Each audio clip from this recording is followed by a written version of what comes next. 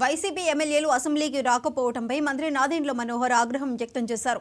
సభకు గైర్హాజరై రాజ్యాంగాన్ని పరిహసించటమే అన్నారు. సభా హక్కుల ఉల్లంఘన కింద పరిగణించాలన్న నాదెండ్ల ప్రజలే చీకొట్టినప్పుడు స్పీకర్ ఏం చేస్తారని నిలదీశారు. సభకు హాజరు కాకుండా ప్రజల్ని తప్పుదారి పట్టిస్తున్నారని ఆరోపించారు.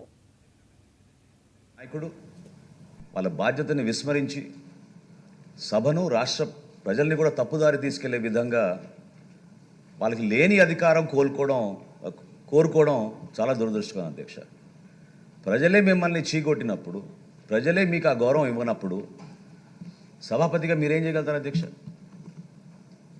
మీరు ప్రతి సభలో మీరు చదివేటప్పుడు ఏ పార్టీకి ఎంత సంఖ్య ఉన్నదని మీరు చదువుతారు.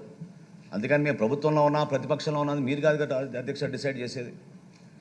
ప్రతిపక్షంగా వాళ్ళకి రావాల్సిన మినిమం నంబర్ రాలేదు కాబట్టి ఆ మాత్రం విజ్ఞత లేకుండా కేవలం ఇది ఒక దుష్ప్రచారం తీసుకెళ్ళడానికి వాళ్ళు చేస్తున్న ప్రయత్నాన్ని మీరు చాలా అద్భుతంగా మీరు ఒక చక్కటి రూలింగ్ ఇచ్చారు అధ్యక్ష.